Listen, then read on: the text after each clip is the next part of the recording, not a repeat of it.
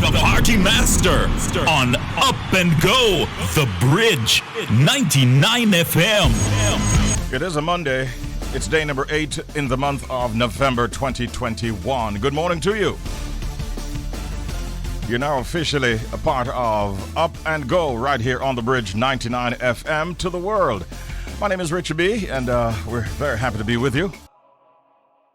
And to start off this special hour, brought to you courtesy of the Jamaica Stock Exchange, we're heading to Florida. And our guest this morning was, in fact, born in Jamaica and went to the USA as a teenager. He attended classes at the Broward Community College, Sheridan Vocational, and Nova Southeastern University, where he began to work as a real estate broker in 1983 and later co-founded All Broward Realty sometime later. On the 2nd of November 2021, that is this year now, he filed to run for Florida's 20th Congressional District Special Election. That's for 2022. And on January 11, the special election will fill the vacancy that was left by Alcee Hastings, who died, unfortunately, on the 6th of April this year. So this morning, our guest at this time is Mr. Dale Holness, the mayor of Broward County, Florida, and he's presently Broward County Commissioner. Good morning, Commissioner. Thanks for having me on. Good morning to you and welcome. The election was held November 2nd. I filed to run in August. It was held on November 2nd, and then you said what, Commissioner? So the filing date, you said file, but the election was held in November 2nd. I filed in August. Okay, gotcha. Technical difference. Yes, no problem. Thanks for that. How was it leading up to the election? How did you prepare, campaign, and try to connect with the voters? Well, you know, I have 17 years of service as an elected official in Broward County, first in Lauderdale, then in the countywide, the 1,960,000 people in Broward County. So the preparation is the service, the public service that I've given over many, many years. In Lauderdale, I started the Chamber of Commerce, put together Lauderdale Education A+ plan, created Sister City program where we actually created a sister city with Lauderdale and Falmouth in Trelawney and Chaguanas in Trinidad and many other places around the world. At the county, I continue to work to help our small minority women-owned businesses, especially get access to contracts, put in place workforce investment program for those who are hard to hire, help those who are returning from our prisons to get in the workplace, pushed for and got a living wage where we pay $17.17 now as a floor if you work for Broward County as a contractor or as an employee. So that engagement in the community has been broad. Visited many of our churches. I got the Order of Distinction in October because of the work that I've done here in supporting the Jamaican diaspora and Jamaica as a whole. A lot of money spent on mail-ins. We mailed to about 250,000 pieces of mail went out. We knocked doors. We made phone calls. It's a heated race. We're down to now what separates me from the other candidate, where we're in the final counts, is 5 votes. You said 5? 5 votes, yes. That's very close. Some places have it less, some places have it 2, some places have it 3, some places have it 5, but my numbers tell me it's 5. It's very close. But here's something else, Tell us, Richie. If you're a citizen, you can vote by mail. There are more than 30 people in Jamaica who were mailed a vote-by-mail ballot that has not returned it. We want to appeal to those people then, Commissioner. So here's the if that vote-by-mail ballot was, and there's still time to get it in up until this Friday, if that vote-by-mail ballot envelope was signed before November 2nd and reached the United States with a postmark date prior to that, or no postmark date prior to the 12th, not the 12th, this Friday, then this Friday will count. This Friday, by the way, the date for that would be the 12th, November 12th. Yes. If it's postmarked before the 12th. If it's postmarked before, if it's signed, the envelope which you return it in, signed before November 2nd. Okay. There's an envelope that you sign the exterior of it for November 2nd, and there's no postmark or postmark, and it gets here by the 12th. It's still a good ballot. So there's still mail ballots to come in from the military and from overseas. We could make that difference up and still win. Well, I'm putting an appeal out there, although you didn't ask me to. But listening to the achievements and the service that you have given to that community, we would love for you to emerge to this platform. And so, if there are voters here, you say about 30 might very well be in Jamaica. You can make it happen for Dale Holness if you actually follow the guidelines. So you're a little nervous this morning, then, Dale, aren't you?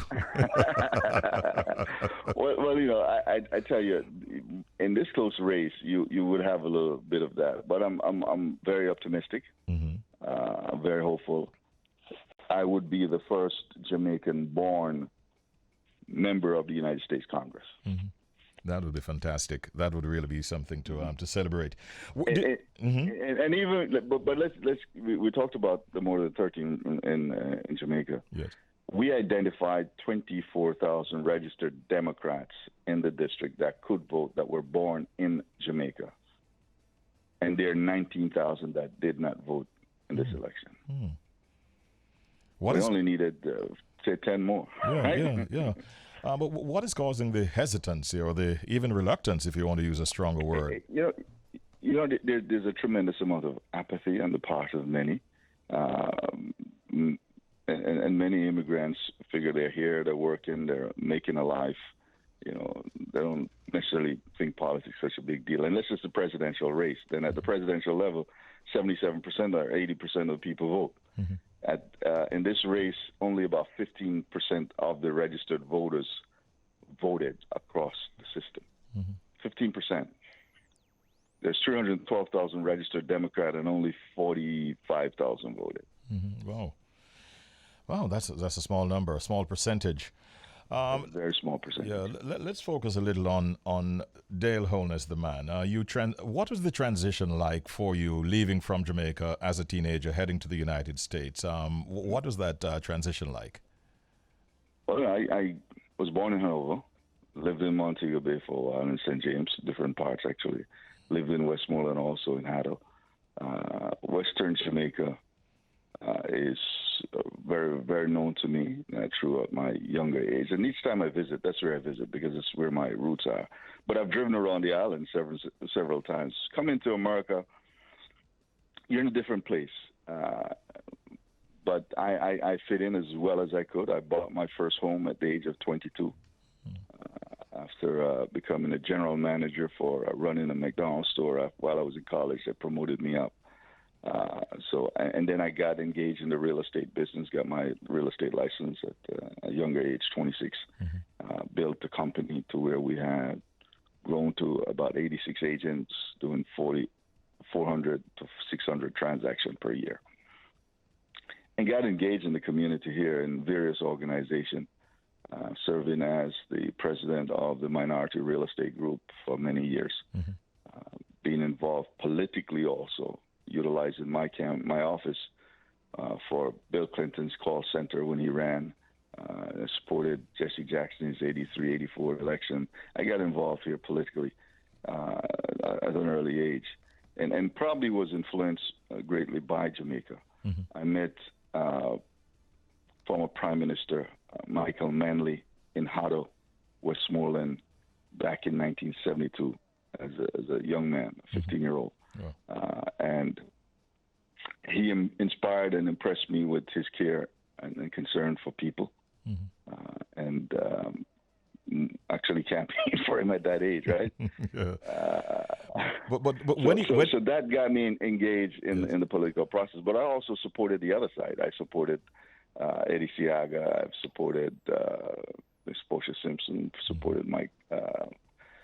Bruce Golding, maybe? Not Bruce. My distant cousin, current Prime Minister Andrew Holness. Okay. So for me, it's who I believe at the time is the best person to lead. And here in America, I've done some of that. I've been engaged in many campaigns across the system, across the spectrum, looking for who would best serve the people in the community. Because I think that as an elected official, your first duty is to serve. To take us to the very beginning of the political journey, though, was it a case of sort of answering the call of many, or were you just simply following your own dreams? Oh, that's a very good one. So I also served on the majority, the larger Realtor group, the Realtor Association Greater Fort Lauderdale. I've served on the Political Action Committee, and I was co-chair of the Candidate Screening Committee, where candidates running for office would come to us to be screened to determine whether we endorse them or not.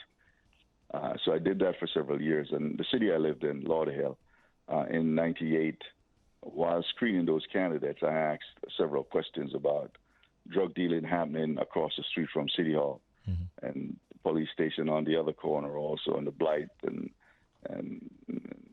that was happening, the slumming that was happening in there. And none of them gave me a good answer. That's why I ran in 2000. Lost the election in 2000 by 117 votes my first time out for the City of Lauderdale City Commission. And then returned again in 2004. 2002, lost that election. And finally in 2004, I won with over 700 votes to spare. So that is what propelled me to really get engaged and focus, and continued on the pathway to where now, imagine a country boy from the hills of Hanover, now aspiring to one of the largest, greatest office in the land of the United States, the United States Congress, the body that governs this country, one of the three branches of government that really determine what happens here, and also with U.S. foreign policy, immigration policy, U.S. aid to the world, or engagement with the world, how policies are determined on a national basis over 350 million people. That's Jamaican. Yeah, really. It is worthy. It is worthy of our support and congratulations. We're proud of what you have done so far. You've put it out there. We hope that you will get the numbers that you require, because it's really not many. And so, before you go, Dale Holness, if you just want to just remind us, for those who are here who have a vote, what can they do before you go? So what's important is that the envelope that they have, hopefully they have sent it already, that it be dated before November 2nd, and that it be mailed in and reach the supervisor of elections by Friday the 12th.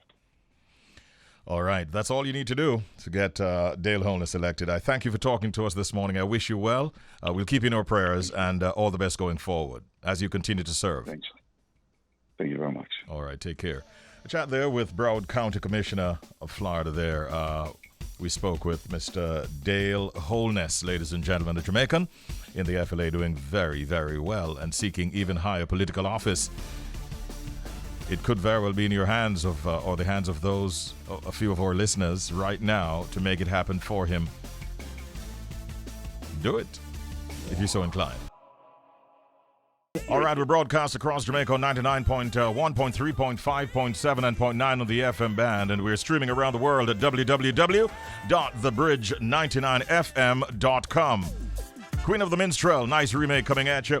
And there are some new things that we're doing. When I looked at the my format and I saw this, Richie, you passed this? You don't know that they have introduced something called WTF. Jano Star. I'm trying to figure out how to navigate carefully, strategically on this one. Audley, you sure you don't want to do WTF? Not at all. So, you put me back into the spotlight? No, man, you can't go all that. You know what WTF mean, youth? Well, It means what the facts. Don't get it twisted. hold on. Don't get it twisted. Well, if you cover my eyes. Mr. Like you draw fairly your computer like you would for walk out of the studio. Because you know, say a lot of them go like we don't. No, I mean, Yeah, no. no. WTF means what the facts. FACTS. I spelled it so you can't get any wrong impressions on this one. So here's what the fact inside of what the facts this morning. Lord help me. So we have some fun facts and exciting things that we'll share with you at this time in the mornings. What the fact? For 20 years, believe it or not, a cat served as mayor of an Alaskan town for 20 years. Like literally a cat, an animal. Yeah, a cat. You want to hear more, right? Yeah, this must pique your interest. In 1997, an orange cat named Stubbs became honorary mayor of the Alaskan town of Talkeetna. With a population of 772 in 2000, it would not have taken too many votes to earn the position, and the small town did not have a real human mayor. So Stubbs was appointed and proved quite adept at the role, gaining fans from around the world and, in fact, serving in the position for years. Stubbs would go on out and greet tourists as they arrived and became quite a beloved symbol of the town of Talkeetna, the Alaskan town. So for several years, Stubbs was its honorary mayor. Now, what this doesn't tell me is whether or not he was referred to as sir. Sorry, the cat was referred to as sir or madame. So in other words, I'm not too certain if Stubbs was a male or a female. But some get it, some share it. What the facts? All right, the time is now 1.5 minutes on the downside of 9 o'clock. This is still Up and Go with Richie B. We'd normally be in our final hour, but not today because our new time is from 7 a.m. until 11 a.m. So we're going on till 11 o'clock this morning. And at this time, we'd like to welcome to Up and Go two guests, not one, but two guests. We have with us a gentleman who was a valedictorian recently at the University of the West Indies Mono Campus's 2021 virtual graduation. In the studio with us is Police Corporal Kensley Shay. Good morning, Kensley. Morning to you, Richie B. Morning to everyone. And welcome. How are you doing? I'm doing pretty well. I'm doing really good. I have to start by saying congratulations, sir. Thank you so much. You did it, and you did it very well. I did it well. Yes, congratulations. Let me also welcome to the program Dr. Lisa Vassiani, a lecturer and associate dean at the Faculty of Social Sciences. Good morning, Dr. Vassiani. How are you today? Fabulous, and let me join you in wishing one of my all-time favorites, Diana King, happy birthday. Right. But Kensley is a man of the moment. Yes, he is, and we're very proud of his achievements. I'm going to start with him, if you don't mind, Dr. Vassiani. Kensley, how are you feeling this morning after such an eventful week that it was last week? You were one of the Fantastic Four valedictorians. How are you feeling this morning? If I'm going to be honest with you, I will have to say the feeling is still a bit surreal. Mm-hmm. I am still processing it because, to be honest, I never expected to be getting all this recognition. Mm-hmm. Because when I did start the program at the university, I just really wanted, I wanted to complete my program. I wanted some level of success, mm-hmm. but I never did it for recognition. So the feeling is so surreal. I'm still processing it, even though a lot of things have passed thus far. Mm-hmm. I'm still in the whole processing factor. How surprised were you, Kensley, when you got the call or you got the notification? You can also tell us how you got the notification that you were chosen or selected as one of those to do the be a valedictorian. Okay, well, to be honest, I was on my way from Clarendon to mm-hmm. Kingston. Yes. I was on the highway. And I heard the email ping, and I saw the University of the West Indies come up. And to be honest, I was not sure what it was, so I decided to pull off the road, And I pulled off the road, And the rush of feeling that overcame me at that moment, to be honest. I'm still. What did it say? Like, it said that I was selected as one of the valedictorians for the class of 2021. wow. How long did it take you to continue on your onward journey? It took me about. I'm going to be honest. Yes. It took me about 10-15 minutes. Who was the first person that you called to share the news with? I called my spouse. I called Francesca Francis. Yeah. So then now you had to start putting yourself in the frame of mindset, mind, in the frame yes. of mind to get that job done.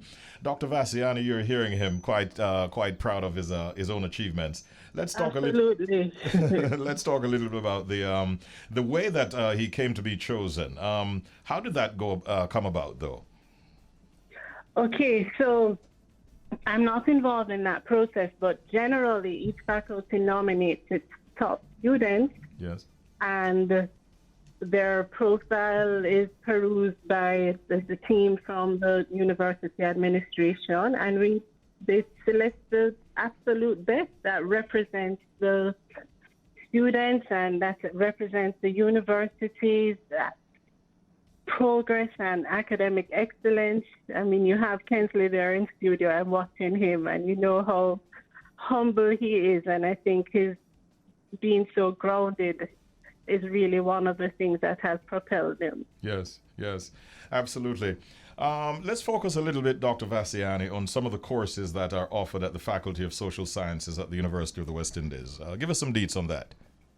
Okay, thanks. So this specific program that Kensley graduated from and of which we're so proud is our weekend program. We have a number of departments in the university and in the faculty, but we have a very high demand for some courses, and we recognize that there are people who can't come from 9 to 5, Monday to Friday. So we have created a number of degree programs, and they include management studies, accounting, banking and finance, entrepreneurship, human resource management, and marketing. And they're all offered on the weekend only. All day Saturday, 3 semesters for the year, and you complete your program in 4 years. By weekend, you mean Friday, Saturday, Sunday?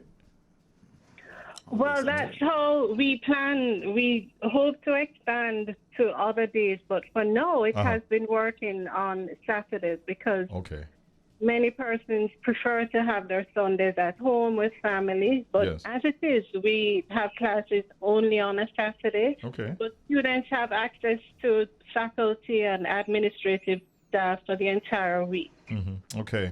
So it's working out quite well, all things considered. We're living in a pandemic and all of that. It's working out well. You're getting the numbers in terms of registration, participation? Yes, we are. We've actually had more applications this year, and we have a January uptake, so students who are interested and who didn't apply for September may apply for January 2022 for any of the 6 programs that we have on offer. Okay. And we have also pivoted, like the persons who know me know I don't like the word pivot because I did so terribly at netball. But our classes are fully online. We are hoping perhaps we'll see what happens in January, whether we do a hybrid program or fully face-to-face. But for now, we're online and it's working perfectly. Okay. Kensley will tell you, we have very small classes, individual attention, and it has clearly worked out very well for him. I'm really happy to hear. Let me go back to Kensley now. Were there any challenges that you faced during your course of study that you might want to share with us? Well, was it always smooth sailing from the get-go? No, it was definitely not smooth sailing, but I think it was J. Cole that said once upon a time that anything is possible. You just have to dream, you just have to continue your dreams. So personally for me, the transition of going back to university, I think the starting point was one of the difficult parts for me, the most difficult parts for me, because being out of the educational system for so long, being in the professional working in JCF, all of that, and being able to allow both the academic aspect and my professional aspect to sync together. I think that was one of my most difficult aspects. But once I got a hold of that, and to be honest, the weekend program is one of the main reasons why I think I did not have much difficulties. If I'm going to be honest, because I have always wanted to start back school, especially since starting the JCF. But based on the type of duties I did, and you know how, in all honesty, being in the professional world and then trying to sync it with academics, we all know that may be difficult. The weekend program is the godsend for that. Yes. Because it allows you to, because if you work 9 to 5, Monday to Fridays, you have your Saturdays. If you work on a shift system, you can have your Saturdays, you can have your day offs on Saturday. Because I went to school, a lot of persons that they came to school on Saturdays and they started their shift at 6 p.m. So that's the thing. The hardest thing for me was the syncing of the academic and the professional. But the weekend school solved that problem. Yeah. It worked out quite well in the end. What would you say then to other persons who are thinking of, going back to school, but maybe afraid whether or not they might start, but whether or not they'll be able to continue and go to finish the course? What would you say? Okay, well, that was one of my issues before I started school. I was procrastinating in regards to that. But sometimes we have to understand that our paths in lives they don't really have clear directions. And if we don't start, when will we start? You understand? Because if we have ourselves on this pivot right here and decide we don't want to move, we're just going in circles, we have to step out of our comfort zone. It doesn't matter how old you are. It doesn't matter what you do. We have to step out of our comfort zone and say, hey, if this is what I need, I will step towards this and I will try to achieve this. Because in all honesty, all right, for the weekend school program now, if you, honestly, for anyone out there, well, if I'm going to say to them, if you want to start a tertiary school education, you're not sure of what you want to do, just Google US Weekend School. They offer a lot of programs. We have the management studies, we have the accounting, we have the entrepreneurship, and we have the banking and finance. If you're not sure what you want to do, just take a look at the program. Because, all right, personal for me, I did management studies. I am a security professional. Management studies, it propels me because I can decide to do certifications in the security field. Yes. If you're not sure what you want to do at this moment, just take a time, review the degrees, because weekend school is a program. If you say you can't find the time, weekend school gives you the time. Yeah. He's doing a good job of selling the program to Doc. Boy, I'm watching you guys online, and I'm like, I really don't need to say another word. Kensley is really our man of the moment, and in a time when we hear about marginalized males and underperforming males, I think this is really testament of how well anyone can do when they find the right path and they have the determination and the discipline to do well. So I really want to congratulate Kensley. Indeed, and we want to congratulate all the other graduates from the Faculty of Social Sciences. You would have had, scores of persons who graduated, right? We had hundreds. Our faculty is the largest in the university. From the weekend program alone, we had just under 30 graduates. From the other programs, I'm not sure, but we have from the Department of Government, Management Studies, Sociology, Economics, the entire breadth. Okay. Undergraduate degrees, master's degrees, PhDs. So it is really a vibrant learning environment. Yes, congratulations on all that you do. How nervous were you, Corporal, when you had to deliver? Were you very nervous? I'm more nervous, no. OMG. Did I share with you my own valedictory experience at Titchfield High School? I didn't tell you about it. No, you did not. Yeah, I was so nervous that the document I had in my hand, it was getting wet because of all the sweating that was going on. So the person closest to me had to hold it for me, or else I'd not be able to make out. But it's a good experience, and it really was. something that we will definitely remember for a long time to come. I'm sure you will too. I honestly will. Yeah, man. Congratulations again. And when you start studying like this now and you're successful, are you encouraged? Are you motivated to go further? And if so, what might you do? Well, to be honest, I never really considered myself the academic per se. I like the more practical aspect of things. Yeah. But being a part of the Jamaica Constabulary Force, well, it has molded me in a direction that I think I may look towards. I would like to pursue a Master of Science in International Security and Intelligence. Okay. And that's offered here? no, it's not actually. Okay. And additionally, if I don't decide to go that route, I may consider a Master of Science in Computer-Based Management Information Systems. That's offered by the University of West Indies. So I'm looking to see how that pans out. Okay. You got options. That's the important thing. Congratulations again. Thank you for so coming much. by this morning. And thank you also, Dr. Lisa Vassiana, for your input this morning. Have a good day. Thank you. Same to you and your team. All right. We appreciate that. Ladies and gentlemen, our time is now 9:15. Time now for the Secret Sound game. And it happens at this time every weekday morning.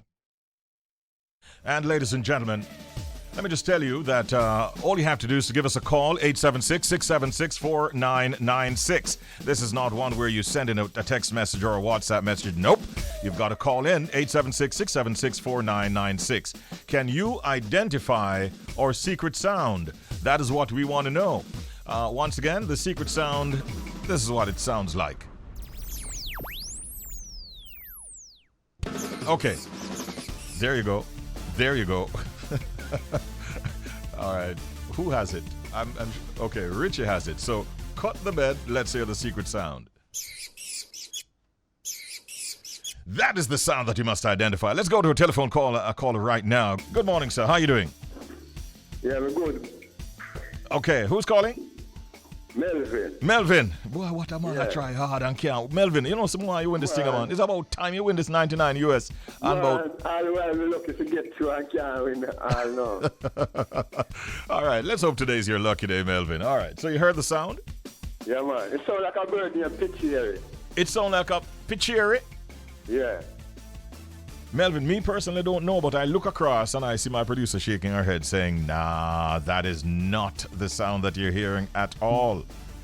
I don't even know if it's a bird sitting here hosting this thing right now, but it's definitely not a picheri. So you have to do some more work on it, all right? Okay, Melvin? All right, Melvin seems to have left us, man. We've given away so much money in this feature already, and there's more to give away. This time, the jackpot is at $99 US and several times $99 Jamaican. You can win it if you can identify our secret sound.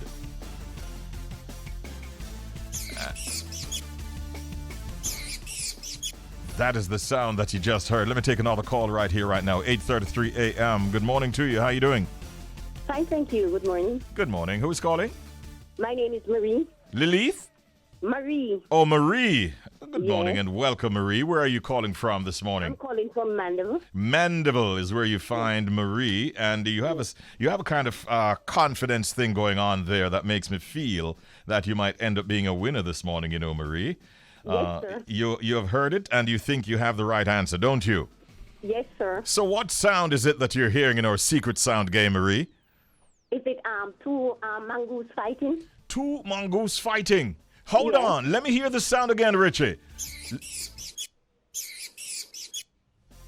Marie, Yes, sir. have you ever witnessed two mongoose fighting?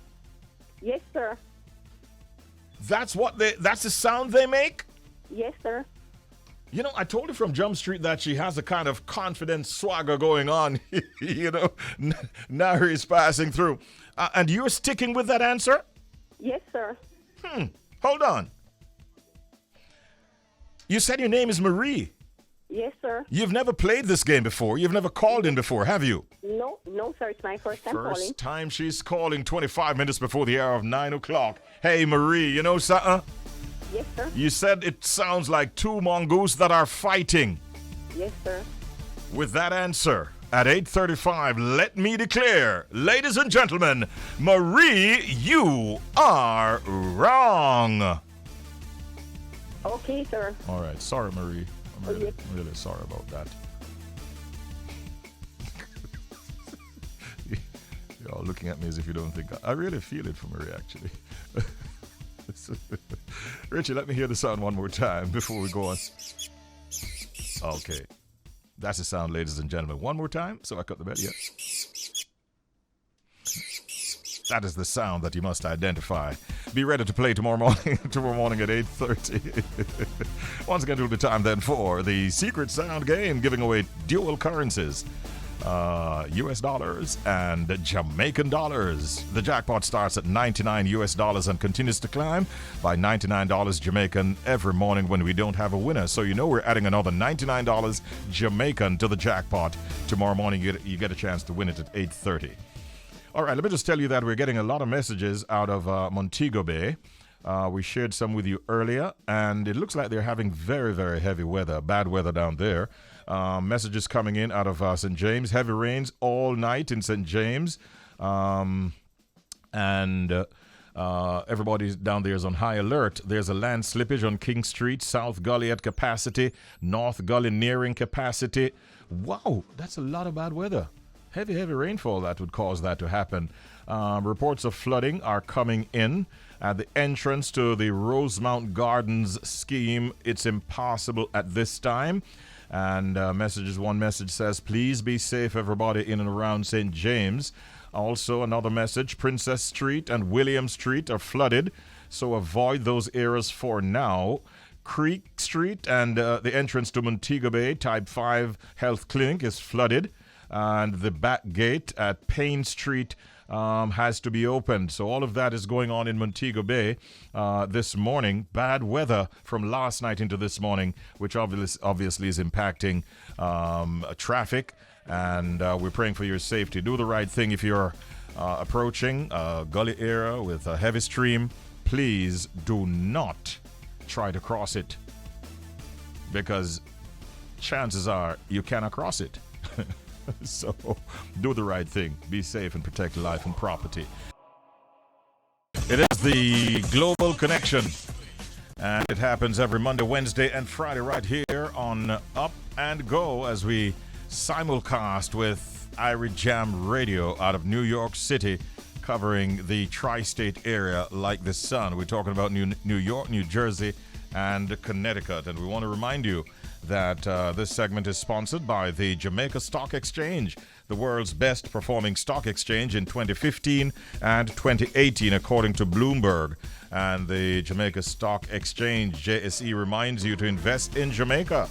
And you can call them on this number, 876-967-3271. So this is Richie B, of course, here on the Bridge 99 FM in Jamaica. And Killer Boo is in the studios of Irie Jam Radio, New York City. But right now we're joined by a very special guest, a Jamaican native, Miss Wendy Edwards, who became an agent and a registered representative for New York Life. Now, let me tell you a little bit about her before we bring her on. During her career, she has enjoyed tremendous success. Eventually, she moved into the ranks of New York Life's prestigious Chairman's Council, an honor obtained by the top 3% of the company's agents. Not only is she a life member of the $1 Million Round Table, the leading organization for salespeople in the life insurance industry, and a 4-time recipient of New York Life's National Sales Achievement Award, but she's also a top-of-the-table recipient. Now we're talking some big business there. And she's a member of the Women in Insurance and Financial Services, an organization devoted to supporting female insurance and financial services professionals. We're joined now by Miss Wendy M. Edwards, who recently made the Forbes list as one of the top financial security professionals. Good morning, Wendy. Good morning. How are you? I'm doing well. This is Richie B, and we're joined by Killer Boo, who is in New York City at Irie Jam. You might want to say hello to him as well. Good morning, Miss Good morning, Edwards. Killer Boo. How are you? I'm Good doing morning. great. I'm doing great. Nice to have you. Miss Edwards, I read just a snippet of your achievements a while ago, and I felt just so proud of what you've been able to achieve. Congratulations, first of all. Thank you. I want you to start by telling us a little bit about your journey as a Jamaican native who moved to the United States of America, and how you sort of got going and settled in and started on this journey of success. Well, I migrated back in 1982. I came here in April of 82 to be exact, and by that Thursday, a family member indicated that somebody wanted an assistant in the insurance business. And prior to migrating, I actually migrated to go to school, to college here. You're always told at least you should be able to type because when you're from New York, particularly New York, you can always get a job as in secretarial duties. And of course, my family was not affluent, and it was a time of Michael Manley, so you have to come with $54 and a dream. Yes. And that's how I always start out my speeches. I came to America with $54 and a dream. So the interview went well, and she said to me, when can you start? And I said I could start now. And therefore, 4 days later, coming to America, I started to work as an assistant to an agent, and she propelled to the top level, chairman's council. And the managers kept on wanting to recruit me. And I really did not know what I was doing for her. I was just working, and one of the things, the clients wanted to speak to me rather than speak to her. Mm-hmm. So at this juncture, I felt, it's about time I go out on my own, and I did my first interview with Marshall McLennan. And I came back to one of the managers, a Jamaican, a former diplomat for Jamaica. And I said, "Sir, would you hire me?" And he looked and he jumped. And he said, "Absolutely." And within 2 months, I don't know what he did. I was just taking exams after exams. And he told me 2 months later, "You're hired." And I'm still here. So all my life, I've been with the New York Times.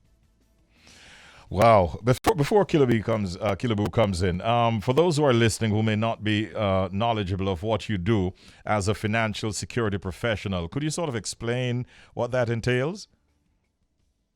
Absolutely. Basically what it is you sit with a client and design a plan and get them on a prudent way of financial planning.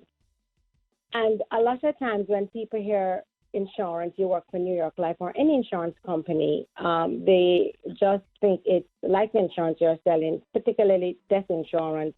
And they always say, "I don't want to speak to you." Somehow, and I can never get this, and maybe you can explain it to me.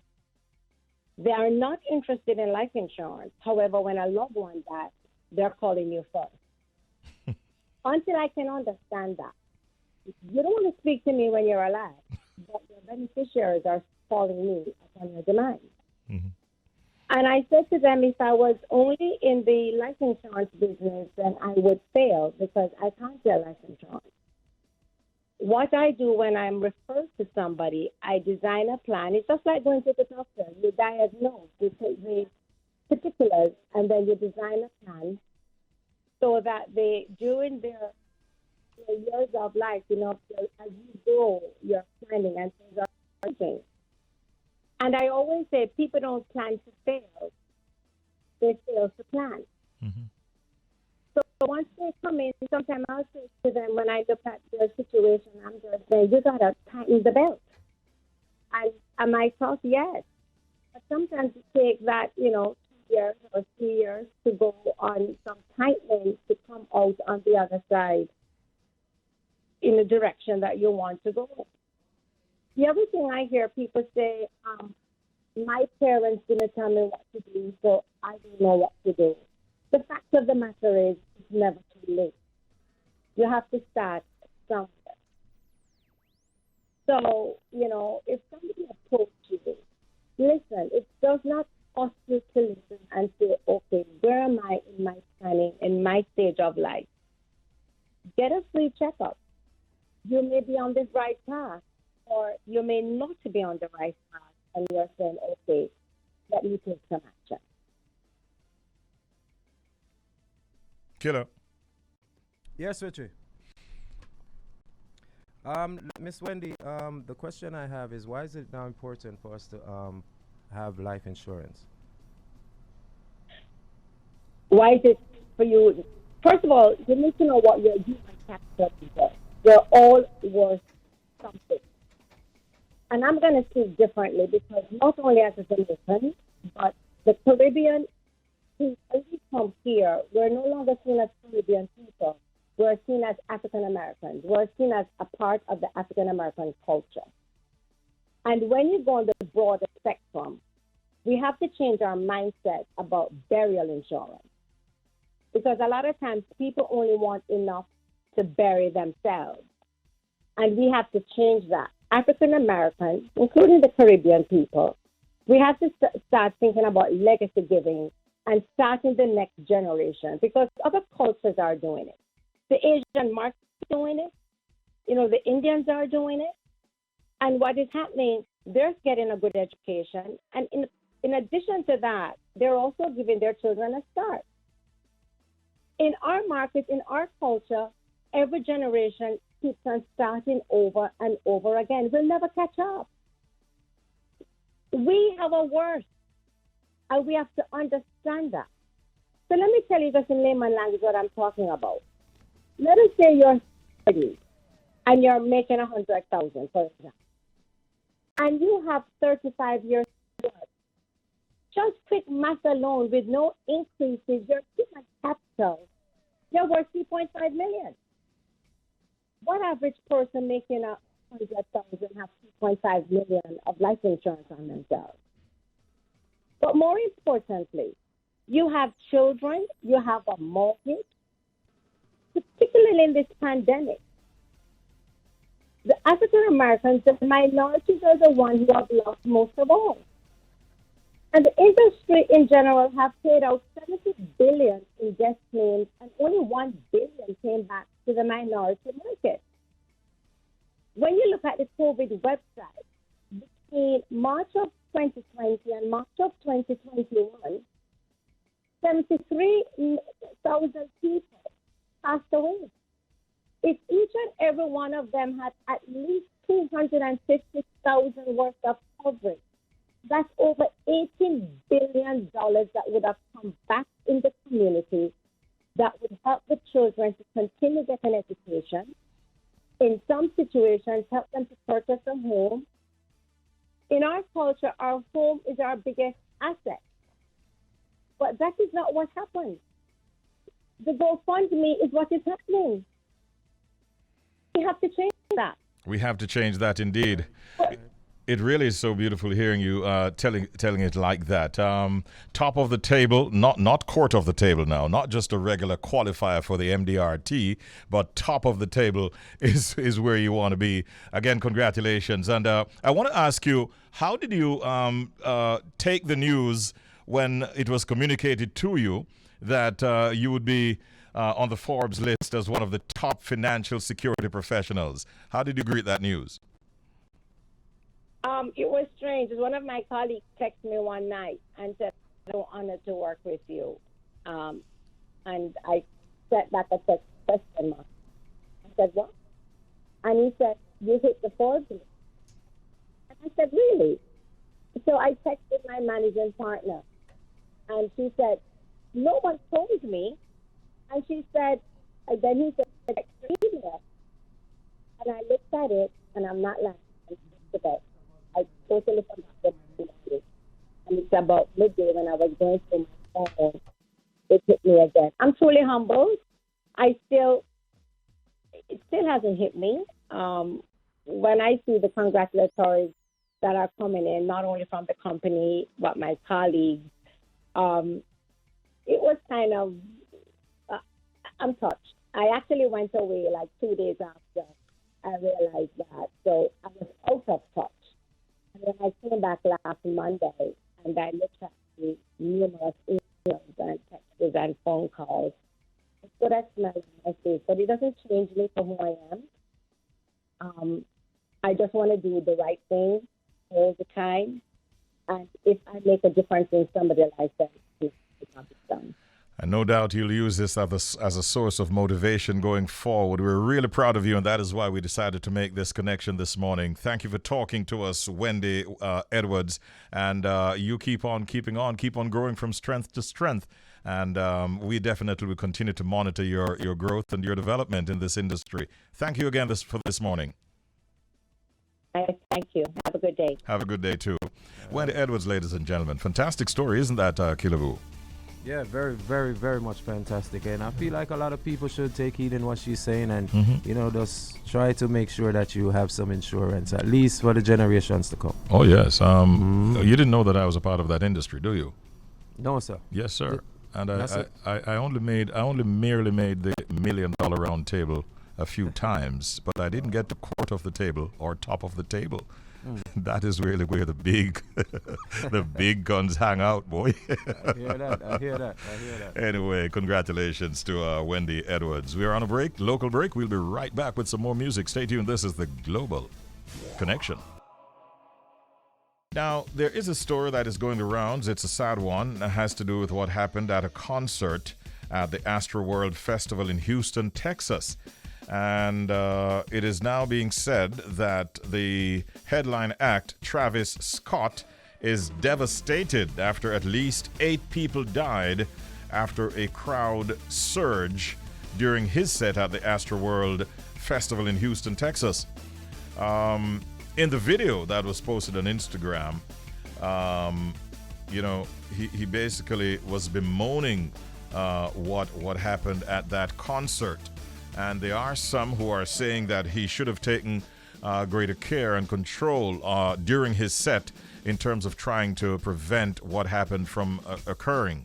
Well, we tried to reach out to him, and we would have been willing to have him on the program this morning. Travis is not in a good mood, and so he says, Richie, we're not prepared to speak like that, but we'll provide you with a statement. And so we do have that statement this morning from Travis Scott in relation to the incident that happened at the Astroworld Festival in Houston, Texas, where several persons lost their lives during a commotion whilst he was performing. Here's what he asked us to share with our listeners here in Jamaica. I just want to send out prayers to the ones that was lost last night. We're actually working right now to identify the families so we can help assist them through this tough time. You know, my fans really mean the world to me, and I always just really want to leave them with a positive experience. And anytime I can make out, anything that's going on, I stop the show and, help them get the help they need, I could just never imagine the severity of the situation. We've been working closely with everyone to just try to get to the bottom of this. The City of Houston, HPD, Fire Department, everyone to, help us figure this out. So if you have any information,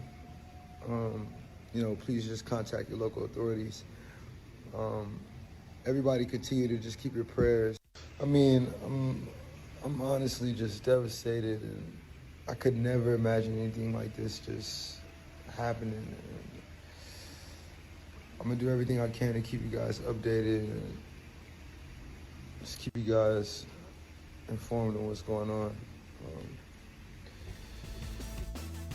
You hear a lot of sadness in Travis's voice. We want to first of all, though, Jody, we really want to first of all thank him for allowing us to be able to share that with our listeners here.